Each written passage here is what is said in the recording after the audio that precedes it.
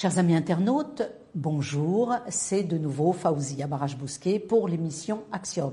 Je tiens tout d'abord à vous remercier parce que vous avez été très nombreux à nous suivre lors des dernières émissions, donc je comprends que ça vous intéresse, mais j'aimerais notamment vous inviter à pouvoir regarder aussi cette émission de l'ODJ TV sur les plateformes YouTube, Deezer, Spotify et bien évidemment d'ouvrir le site internet, je vous redonne l'adresse www.lodj.ma, ça s'écrit L-O-D-J de jardin.ma. Aujourd'hui, j'ai le plaisir de recevoir un ami, car ça fait des années que nous nous connaissons, c'est monsieur Mohamed Limani qui a un travail très particulier. Alors, Axiom a le plaisir de recevoir pour cette émission notre invité qui a pour moi un métier très atypique et je voulais vous faire connaître son activité qui va certainement vous intéresser. Pourquoi ? Vous allez rester avec nous, vous allez nous suivre tout au long de cette émission pour découvrir une pratique dont on parle de plus en plus car le besoin se ressent d'année en année. Je veux parler de la thérapie, la psychologie envers l'humain ou même pour l'entreprise. Alors, monsieur Limani, qui a son cabinet juste en face de la clinique Omara à Casablanca, il se trouve au centre Taoufik, rue Omar Slaoui, a répondu à mon invitation pour nous donner une vue synoptique, voulant dire une vue d'ensemble, parce qu'on ne peut pas bien sûr passer trop de temps à vous expliquer son activité, elle est complexe. Cette activité professionnelle qui s'adresse tout autant au B2C qu'au B2B. Mohamed Limani, bonjour et bienvenue. Bonjour Faouzia, c'est un grand plaisir de te retrouver. Oui. D'abord en tant que Camille et que voisine, et j'en suis très content et très fier. Et ensuite, en tant que journaliste, je peux dire ? Oui, d'occasion. En tout cas, tu le fais très très bien et ça me fait honneur d'être ton invité aujourd'hui. Écoute, tu es rentré du Canada avec une profession, avec un métier. Et la première fois qu'on s'est rencontrés, il y a eu une espèce de fluide qui est passé, qui disait « tu as des choses à me dire très intéressantes et moi aussi ». Donc nous avons beaucoup discuté, nous avons beaucoup échangé. Et je ne veux pas garder cela pour moi, car autour de nous, on voit beaucoup de gens qui ont une espèce de mal-être, qui ne se sentent pas toujours bien dans leur peau et qui ont besoin, ou des entreprises qui cherchent des solutions. Alors, explique-nous d'abord, je voudrais te demander, peux-tu te présenter ? Avec un grand plaisir. Bon, Mohamed Limani, sur le plan privé, je suis père de 3 enfants. Sur le plan de ce que je fais, tu as commencé déjà la présentation. Et ce qui m'a plu dans ta présentation, c'est que c'est un métier qui est complexe, mais pas compliqué. C'est-à-dire le métier, en l'expliquant, tout le monde va le comprendre et tout le monde pourra accéder à ce métier-là. Et c'est vrai que c'est un métier complexe, pour la simple raison que je ne suis pas tout à fait le psychologue, je ne suis pas tout à fait le psychanalyste, je ne suis pas tout à fait l'entrepreneur. Oui. Je suis un petit peu tout ça, plus quelque chose d'autre. Et en gros, je m'intéresse dans ma profession, qui est un croisement de disciplines, un croisement de formations.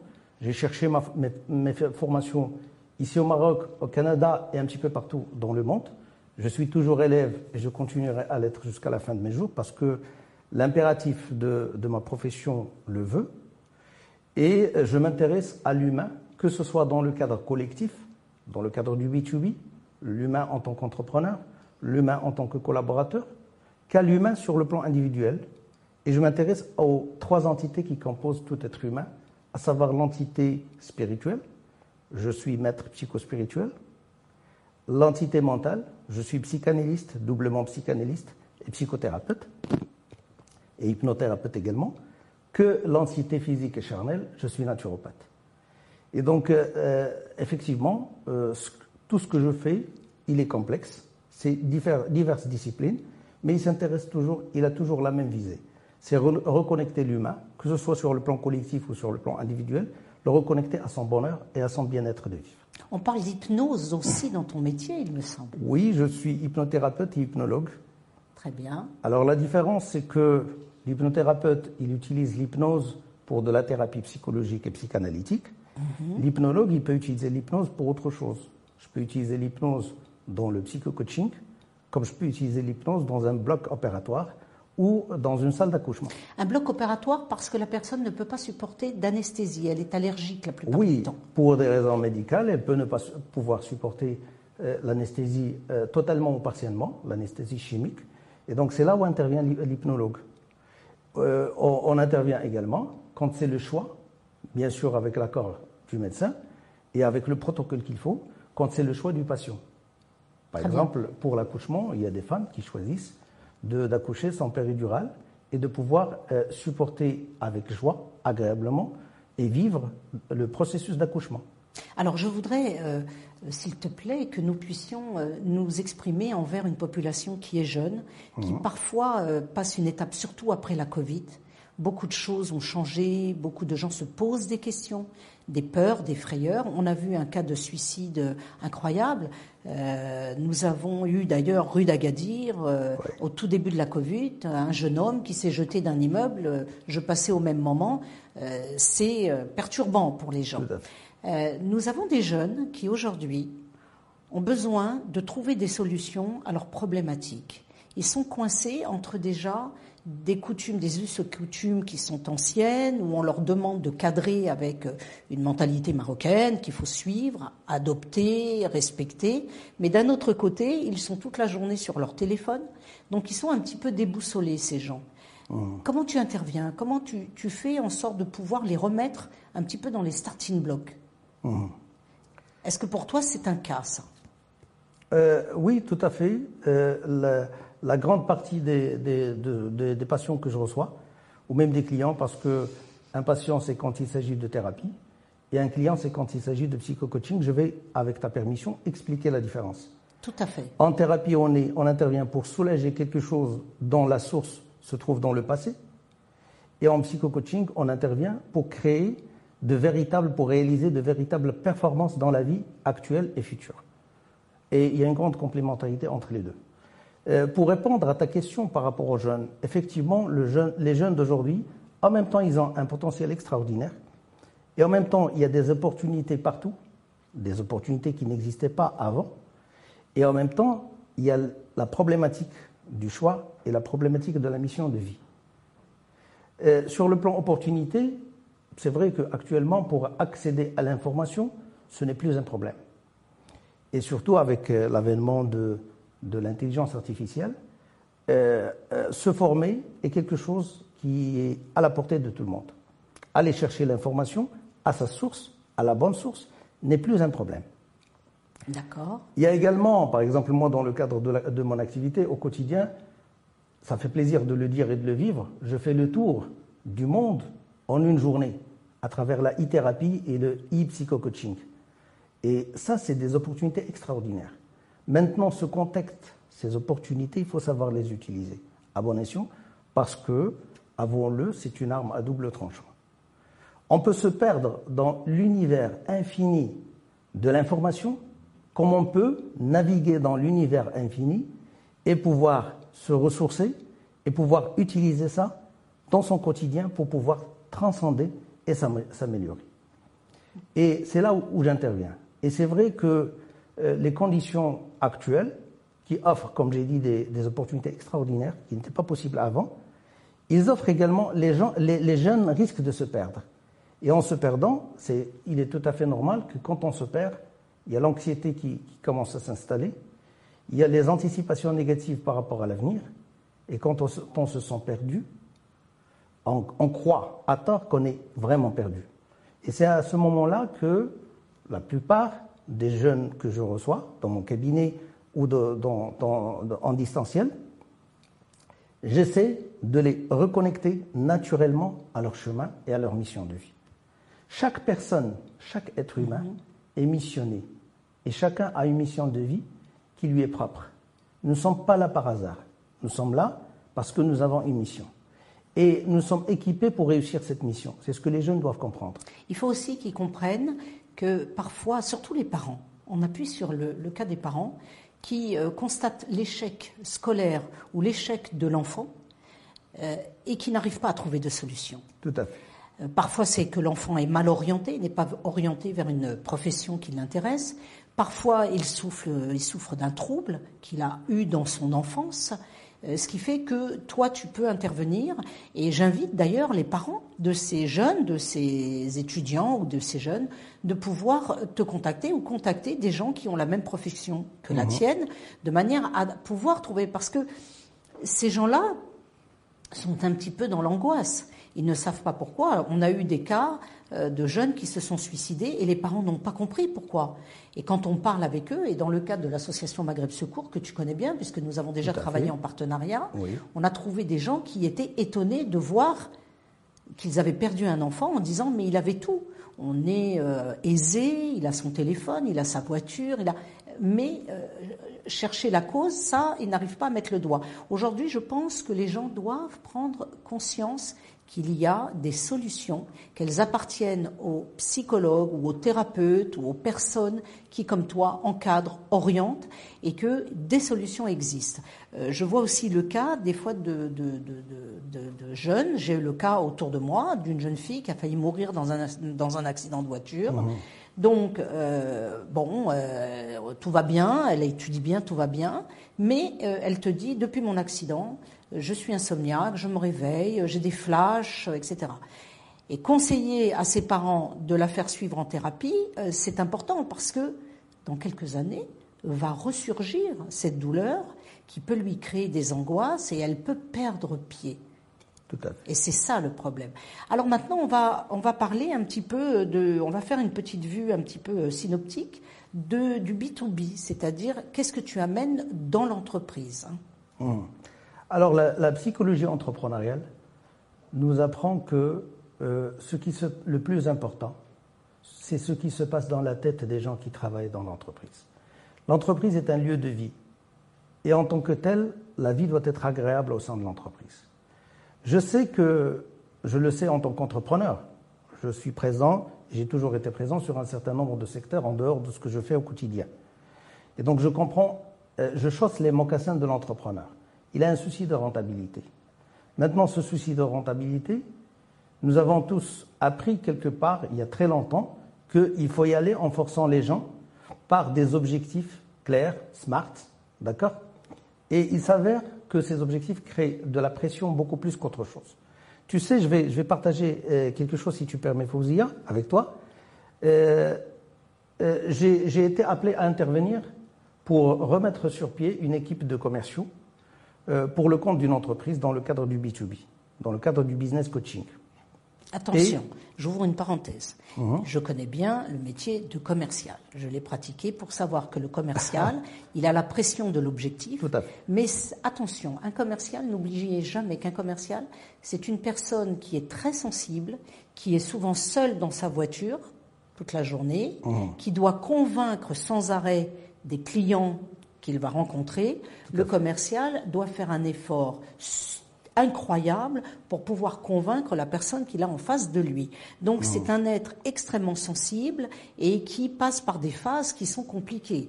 Les objectifs, le fait d'être seul, le fait de devoir convaincre, de se remettre en question, d'essayer d'actualiser ses informations. Voilà ce qu'est un commercial. Alors je ferme la parenthèse et je te redonne la parole. Alors merci Fouzia, tout ce que tu as dit c'est vrai, mais il y a un autre côté. Ce commercial, c'est un être humain. Bien sûr. Il a une famille, peut-être, ou là, il appartient à une famille.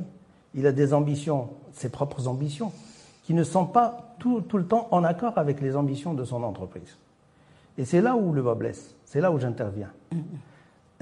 Pour continuer sur l'exemple, je préfère parler d'un exemple concret, et à partir de cet exemple-là, je vais essayer de répondre à ta question et à tout le questionnement que se posent nos chers auditeurs.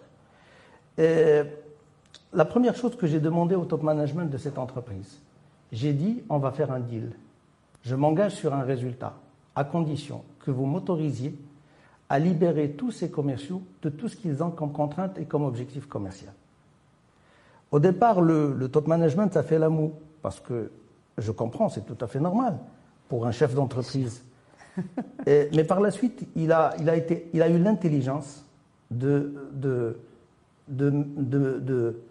de me permettre de vivre cette De te faire expérience. confiance. De me faire confiance. Voilà. Et c'est pas évident. C'est-à-dire, moi, je comprends sa réticence. C'est pas évident. Et en fin de compte, la première chose sur laquelle on s'est mis d'accord avec l'équipe que je devais reformer, c'est qu'il n'y a plus de contraintes. Il n'y a plus d'objectifs, il n'y a plus d'objectifs SMART. On ne travaille plus pour le compte de l'entreprise. On a des ambitions qui sont beaucoup plus grandes que ça. Et j'ai essayé de trouver un croisement d'intérêts avec les propres objectifs personnels, les missions de vie de chaque personne et les objectifs de l'entreprise et les objectifs, bien sûr, qui sont beaucoup plus grands sur le plan de l'impact humain qu'on peut avoir. C'est-à-dire qu'un commercial qui comprend d'abord et qui intègre dans son système de valeurs qu'il est en train d'impacter positivement l'humanité, c'est quelqu'un qui va pouvoir se lever de bonne heure, qui va pouvoir se coucher de bonne heure, se coucher tôt et se lever tôt, et qui va pouvoir tenir le coup pendant toute une journée de travail. Je voudrais te poser une question. Est-ce que tu as senti que bien souvent, le commercial, c'est le vendeur? Et chez les Grecs, le dieu des voleurs était le dieu des vendeurs. Bien souvent, le terme commercial est un terme un peu qui devient péjoratif parce qu'on a l'impression qu'un commercial, c'est une personne qui est là pour vous forcer à acheter, essayer de vous, entre guillemets, un peu arnaquer, qui va essayer de vous placer le produit, alors qu'en fin de compte, le commercial est celui qui doit apporter une solution parce qu'il fait de l'empathie, il est altruiste, il a en face de lui un demandeur qui veut acheter un produit ou qui a besoin d'un service, et le commercial est là pour essayer de l'orienter vers la meilleure des solutions, au meilleur coût, tout en sachant que lorsqu'il va créer une relation avec son client, le client ensuite va avoir confiance dans son commercial qui va devenir pratiquement le conseiller. Mais attention, le commercial qui a l'habitude de passer depuis 10 ans chez le même client, quand il passe, il dit « Bonjour Mohamed, salam alaikum, t'as besoin de rien? Non, merci, au revoir ». Donc c'est aussi un peu à double tranchant. Le commercial qui est renvoyé par la porte et qui rentre par la fenêtre, cette époque est un peu terminée. Aujourd'hui, on a besoin de commerciaux qui soient capables de pouvoir faire de l'empathie et avoir une idée de « je vais vendre, je dois vendre, mais avant toute chose, je dois comprendre ce dont a besoin la personne que j'ai en face de moi ». Est-ce que c'est comme ça que tu conçois aussi la relation commerciale, client? Tout à fait. C'est d'abord une relation de collaboration. On va élaborer quelque chose ensemble. C'est-à-dire que le commercial ne vient pas pour placer un produit comme c'était le cas avant. Voilà. Même cette terminologie, elle est révolue et ne doit plus être utilisée. Refourguer un produit. Oui, il y avait la méthode de closing, etc., etc. Tout ça, c'est révolu, c'est complètement révolu. Ce sont deux personnes qui font une action dans le cadre du win-win et dans le cadre d'un croisement d'intérêts. Voilà. Et ça, c'est très important.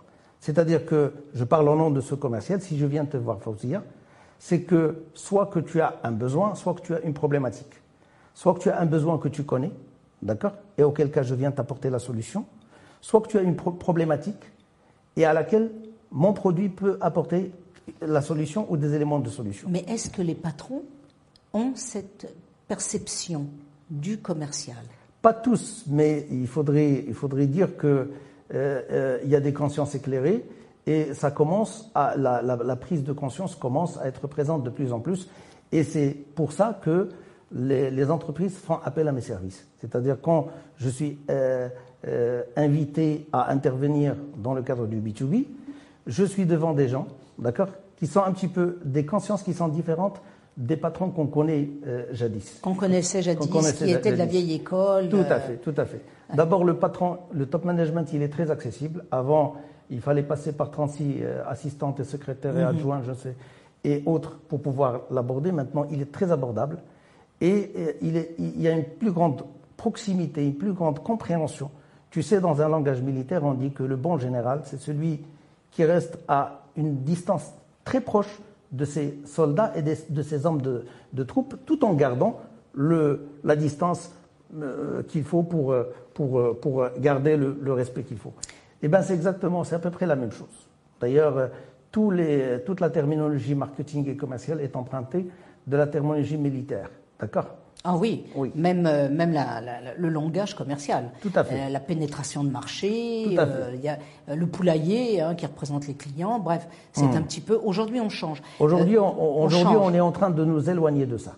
Tant mieux, parce que le commercial, justement, avait cet écusson, ce porte-drapeau de l'arnaqueur, quoi, du type, quand il arrivait avec sa valise chez le client, il essayait de refourguer son produit, de faire le maximum de ventes, et quand il arrivait dans la société, il était applaudi. J'ai connu des systèmes de vente dans certains centres d'appel où vous aviez des ballons, c'est-à-dire que vous aviez des jeunes filles ou des jeunes garçons qui téléphonaient toute la journée et ils avaient un ballon au-dessus de la tête.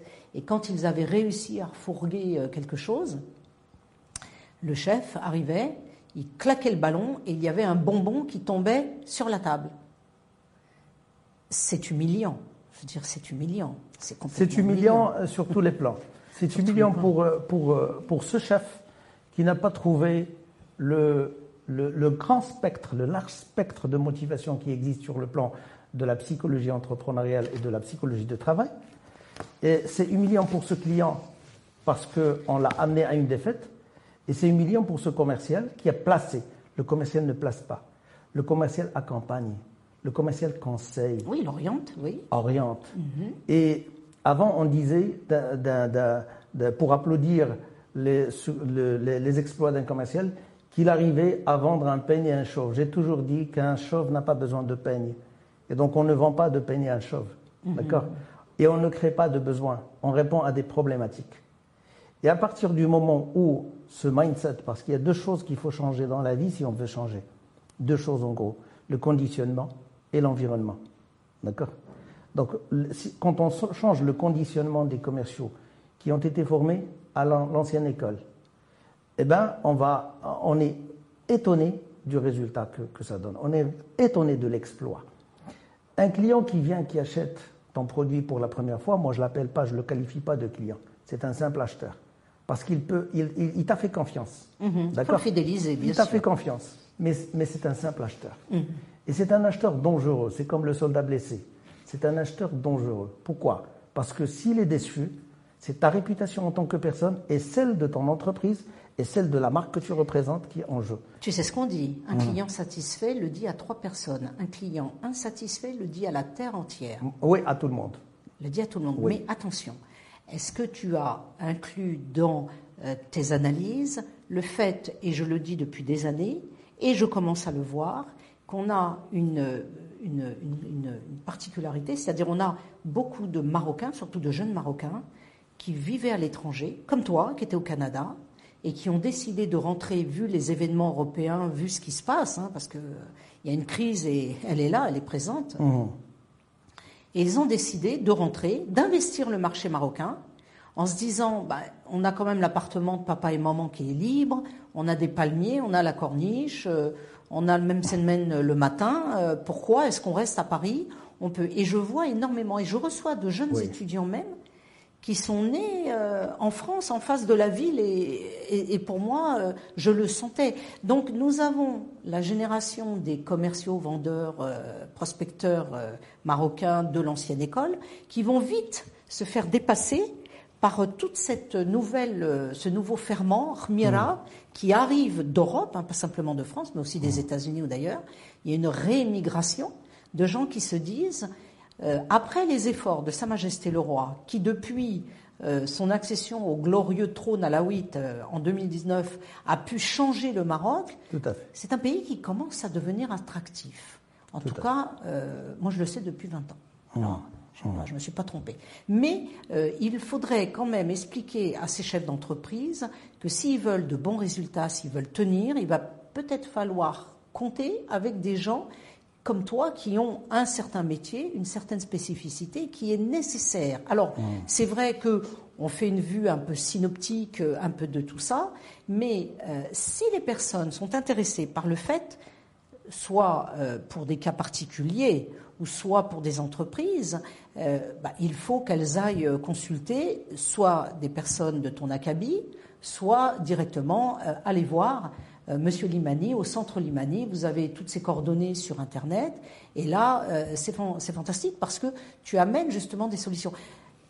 Pourquoi ce métier? Depuis quand ce métier? Choisi au Canada? Choisi déjà dans ta jeunesse? Qu'est-ce qui t'a amené? Je voudrais qu'on parle un peu de toi. Qu'est-ce qui t'a amené vers ce métier? Qu'est-ce qui t'a intéressé? Alors, je vais commencer par la fin pour revenir et parler un petit peu de moi. Oui. Ce métier, je ne le considère pas uniquement un métier ou un gagne-pain. Je le considère comme une mission de vie. Très bien. Je garde toujours dans ma bibliothèque, je garde jalousement un ouvrage qui est un petit peu délabré, qui est le premier ouvrage que j'avais lu. C'est un ouvrage de psychanalyse de Freud, que je qualifie de mon ami Freud, parce que je continue à lire ses ouvrages et à les relire. Je crois que je devais avoir quelque chose comme 11-12 ans. Et c'était un livre comme ça. Si ma mémoire est bonne, il s'intitule « Les prodigieuses victoires de la psychologie moderne ». D'accord ? Et je l'ai lu en entier. Et c'est là où j'ai commencé à m'intéresser à la psyché humaine et à l'être humain dans sa globalité. J'avais un parcours scientifique, donc j'ai eu mon bac comme tout le monde.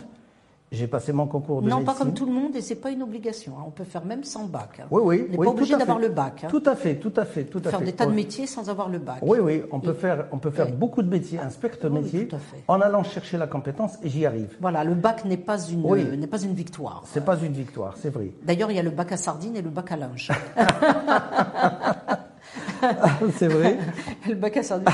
Mais vous savez qu'aujourd'hui, c'est quand même, on souhaite, en fait, la commémoration, c'est la commémoration du 21e anniversaire du décès de Pierre Bourdieu, qui était un grand psychologue. C'est lui, d'ailleurs, quand vous dites les goûts et les couleurs ne se discutent pas, c'est de Pierre Bourdieu. Donc, c'était un maître. D'accord. Alors, je t'ai coupé, excuse-moi. Avec plaisir. On reprend notre défilé. Ça me fait plaisir de rendre hommage à Pierre également. Oui.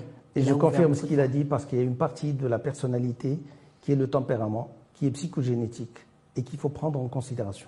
Je saute sur l'occasion, avec ta permission bien sûr, pour parler de quelque chose de très très important. Pour parler de... Dans le processus éducatif, on essaie de changer le tempérament. On n'essaie pas de faire avec. Il y a le tempérament, il y a le caractère. Le caractère, c'est la partie acquise. Le tempérament, c'est quelque chose de psychogénétique qu'il faut respecter, il faut faire avec. Un enfant hyperactif, c'est pas mauvais d'avoir un enfant hyperactif, d'accord ? Il faudrait l'orienter vers des études, vers des métiers, vers des activités, vers une vie qui supporte son hyperactivité. D'accord ? Mais on ne peut pas lui tordre le cou alors qu'il est en train d'exprimer quelque chose qui est psychogénétique. Tu me parles de Benzema, qui joue très bien au football, oui, ou de Zinedine Zidane, ou même de footballeurs marocains. Oui, de grands artistes. De grands artistes qui sont dynamiques. Oui, très dynamiques, de très très grands artistes qui sont clairement des hyperactifs. Et l'hyperactivité a été un grand avantage pour eux. Oui, c'est pas une maladie, c'est pas une maladie. Un défaut. Hein. Il faut même si ça servir. existe quelque part dans le DSM. Le DSM, c'est le dictionnaire des troubles et des maladies mentales, etc. Moi, personnellement, c'est une opinion qui n'engage que moi. Quand je reçois un enfant hyperactif, je fais avec, je l'oriente pour que cette hyperactivité devienne un avantage pour lui. Pas un inconvénient, pas une maladie. La même chose quand on parle d'introverti ou d'extraverti. Ça fait partie du tempérament. Un introverti n'est pas quelqu'un qui est fondamentalement timide. Il y a des introvertis qui sont timides, il y a des extravertis qui sont timides, il y a des introvertis qui sont très sociables, il y a des extravertis qui sont très sociables. Un introverti, c'est tout simplement quelqu'un qui est très sélectif dans son entourage. Et donc on respecte d'abord la personne telle qu'elle est, telle que le bon Dieu l'a créée. Même les dyslexiques commencent à avoir une certaine... Oui, même les dyslexiques. Voilà, ils sont intelligents. Bien sûr. Ouais, bien sûr. Bien sûr, nous avons beaucoup d'exemples dont nous pouvons citer le nom parce que c'est des personnalités publiques. Nous avons Albert Einstein, qui était un autiste, d'accord ? Et nous avons d'autres, ça c'est un simple exemple, nous en avons d'autres qui ont très très très bien réussi.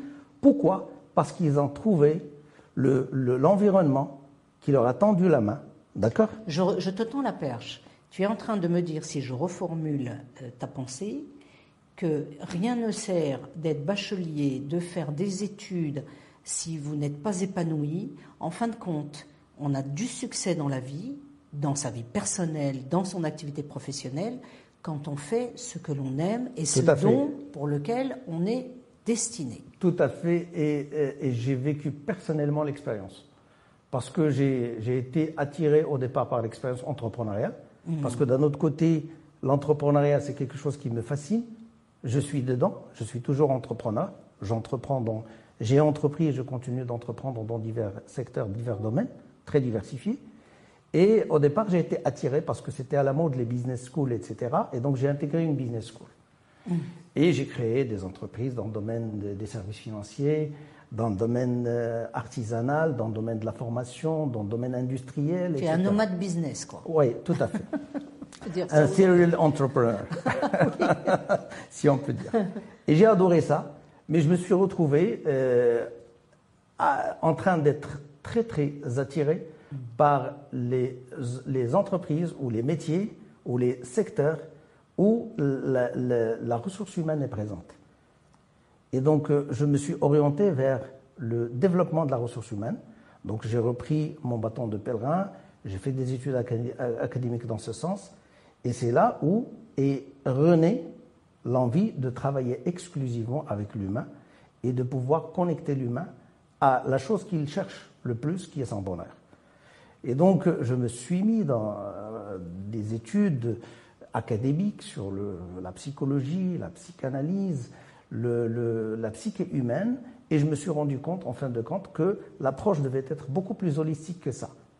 L'humain n'est pas constitué uniquement de psyché, la psyché c'est le software, c'est tout un univers, c'est tout un monde, il faut travailler dans ce sens.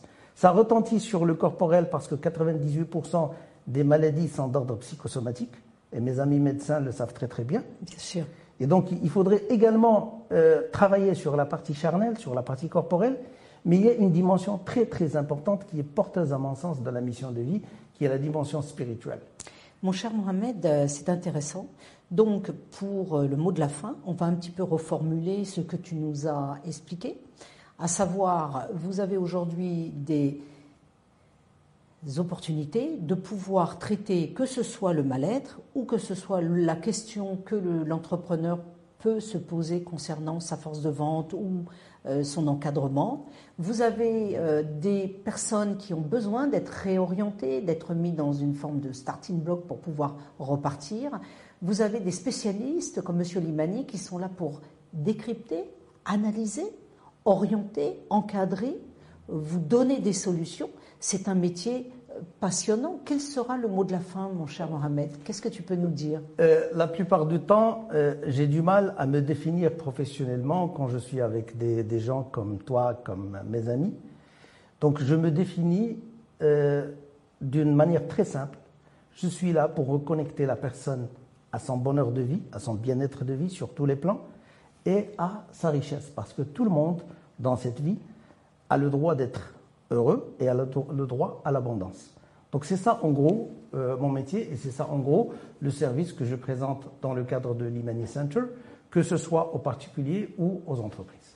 Chers amis internautes et spectateurs de l'ODJ TV, vous avez pu avoir un aperçu, un aperçu de l'activité du Centre Limani de M. Mohamed Limani, de savoir que vous pouvez trouver des solutions à vos problématiques. Je vous donne rendez-vous pour une prochaine émission où nous avons un jeune coach physique qui va nous expliquer quel est son métier et comment il le pratique.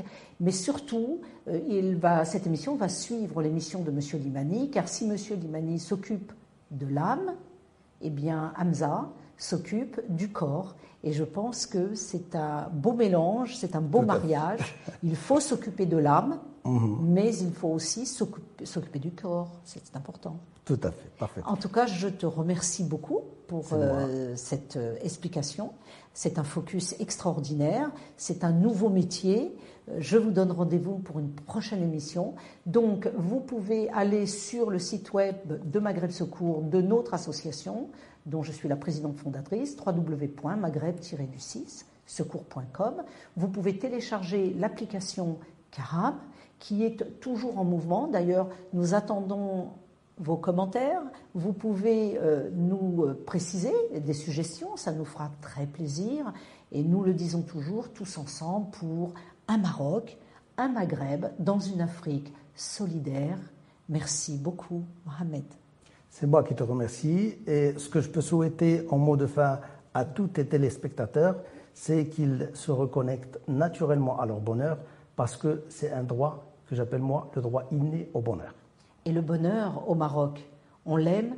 Tout à fait. Et grâce au Maroc, Tout à fait. parce qu'on est dans un pays extraordinaire, on y est très bien, il y a du bonheur pour tout le monde. Il suffit d'aller le chercher, notamment chez M. Limani. Au revoir, à bientôt.